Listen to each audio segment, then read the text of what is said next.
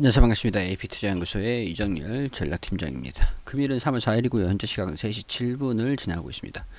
하나금융지주고요. 코드번호 086790이에요. 자, 일단은 오늘 제가 어제 좀 이제 브리핑을 먼저 가겠습니다. 뭐 이런 식으로 브리핑을 좀 드렸는데 오늘 좀 가다가 말았어요. 시장의 영향을 안 받는 척 이렇게 하면서 받기는 받고 안 받기도 안 받고 약간 좀 오락가락하는 그런 모습을 좀 보여주고 있습니다. 돌파를 하면서 추가 하락은 좀 제한적인 모습들을 좀 보여주고 있기 때문에 좀 상승세를 좀 이어가진 않을까 그런 생각이 좀 들긴 해요.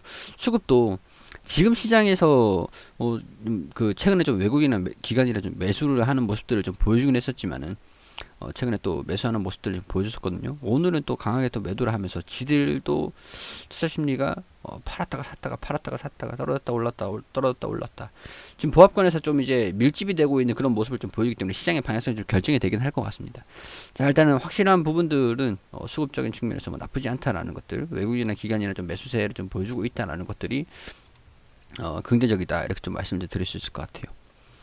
하나금융지주 같은 경우에서 제가 좀 브리핑을 드리면서 굳이 하나금융지주라든가 신한지주도 제가 이제 브리핑을 드리고 있는데 이 종목들 말고도 은행주라면은 다 괜찮다, 다 싸다, 지금 다 똑같다, 이런 것들 좀 말씀을 드렸었잖아요.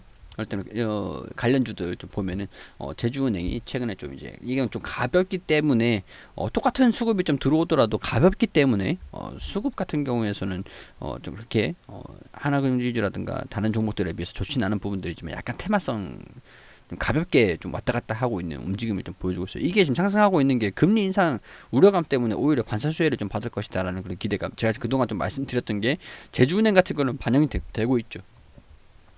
자, 뭐 DGB 금융지주, JB 금융지주, 신한지주, BNK 금융지주, KB금융, 기업은행, 그리고 하나금융지주, 우리금융지주 이렇게 있습니다. 다 싸요 지금. 뭐 PR이 3.5, 이거는 4.8, 이건 3.5, KB금융 같은 경우에는 지금 5.8. 보면은 BNK 같은 신한지주, 뭐 JB금융지주 다 보면은 3월 이전에 우리 3월 이전에 지수가 얼마였었죠? 3월 이전에 보면은 2200포인트 정도 부근이었어요. 지금 3000포인트죠. 2200포인트 3월 이전에 이때 보면 3월 이전에 여기였고 3월달 그리고 나서 2200포인트를 회귀했을 때 지금 당시에 주가의 형성이 되고 있단 말이에요. 3월 이전에 2200포인트 2200포인트 JB 같은 경우에 DGB 같은 경우에 3월 똑같죠. 제주은행 같은 경우에는 뭐 좀 오버슈팅이 나오고 있는 부분들이 좀 있긴 있는데 신한지주 같은 경우에도 마찬가지고 3월까지 아직 뭐 회복을 못했단 말이에요. 신한지주 같은 경우, BNK 같은 경우도 아직 3월 이전에 가격으로 회귀를 하지 못했습니다.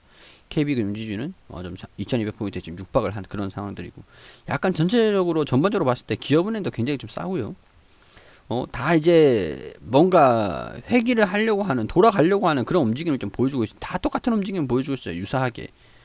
자, 하나금융지주 같은 경우에서도 지금 이제 3월 이전에 주가에 좀 회귀한 부분들 여기서 좀 슈팅이 나오려고 하는 부분들이 좀 있는데 PR이 다 쌉니다.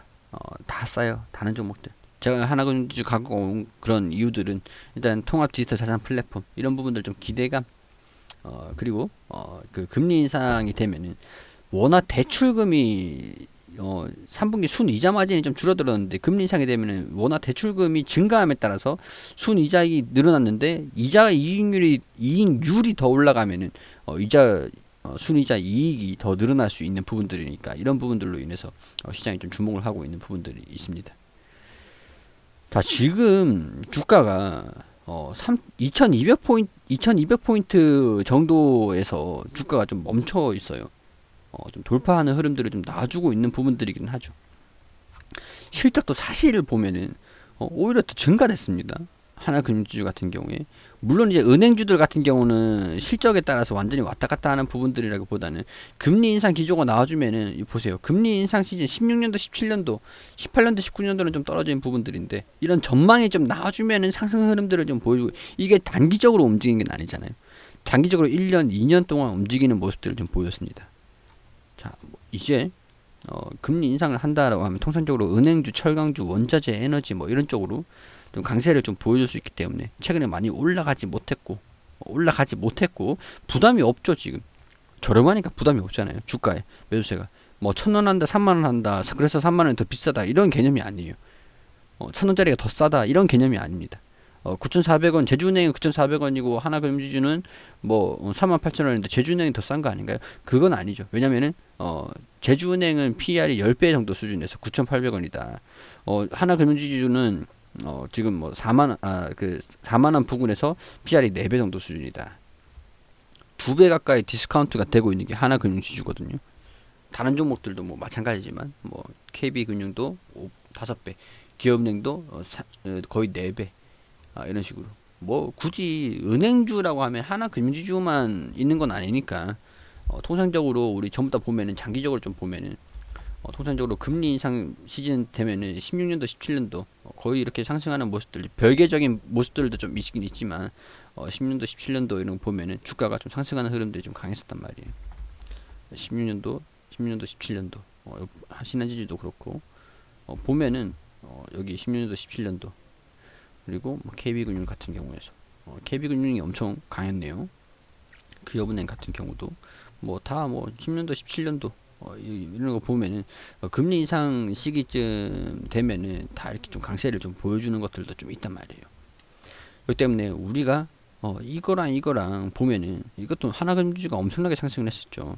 거의 뭐 2만 원 수준에서 5만 원까지 올라갔으니까 이걸 좀 단기적으로 보면은 뭐 몇 개월 수준으로 보면은 이 정도밖에 먹지 못한 부분들이 되겠지만 장기적으로 보면은 엄청난 상승률이잖아요. 엄청난 상승률. 그렇기 때문에 이런 부분들 아직까지도 성장 여력이 좀 많이 남아 있지 않을까. 그런 것들이죠. 왜냐면은 일단은 1조 6천, 2조 7천, 3조 2천, 3조 8천, 4조까지 성장은 한다라는 것들이 금리 인상이 되면은 추정치가 또 변하긴 합니다. 변할 거예요. 추정치는 이제 변화가 되니까. 자, 그런 부분들 보면 지금 이제 저렴할 때 좀 집중을 해야 되는 거 아닌가. 뭐 1, 2개월 가지고 있을 것 같은 경우는 뭐 굳이 다른 종목 잡는 게 맞을 수도 있습니다. 솔직히 말씀드려서. 근데 우리가 좀 자산이 좀 많으신 분들 같은 경우에는 장기적으로 좀 묻어둘 종목들, 안정적인 종목들을 좀 찾는 그런 성격이 좀 있죠. 그렇기 때문에 투자는 좀 부자처럼 하셔야 된다. 저는 살짝 그래요. 경기 약간 이런 관점에서 좀 끝나기 때문에 좀 단기적으로 기술주들을 좀 기술적으로 매매를 좀 하긴 잡아가가지고 매매를 좀 하긴 하지만 투자를 하고 주변에서 장기적으로 묻어줄 종목들 같은 경우에서는 저한테 물어보시고 그러거든요. 그러니까 그런 관점에서 좀 이제 자산가들 같은 경우에서 안전적인 종목을 좀 원하시고 장기적으로 좀 묻어갈 앞으로 좀 수혜주 같은 종목들 투자를 좀 하신다라고 생각을 하신다면은 이 기업 같은 경우에서 좀 이제 적절하지 않나 그런 생각이 좀 들긴 합니다. 자, 뭐 관점들이 어떤지 좀 말씀을 드렸죠. 이런 부분들 같은 경우에 내가 뭐 단기 종목으로 좀 이런 1, 2년을 좀 기다릴 수 있을지 그런 부분들을 먼저 판단을 하시고 보시는 것을 최우선적으로 먼저 생각을 해보세요. 뭐 결국에는 1년 뒤에 뭐 적금 드는 것보다 차라리 이 종목 드는 게 훨씬 더 낫지 않을까. 단기 적금 드는 것보다 약간 그런 생각이 좀 듭니다. 자, 이런 개인적인 견해라는 것들, 개인적인 견해다. 그런 것들 좀 참고를 해주시고요.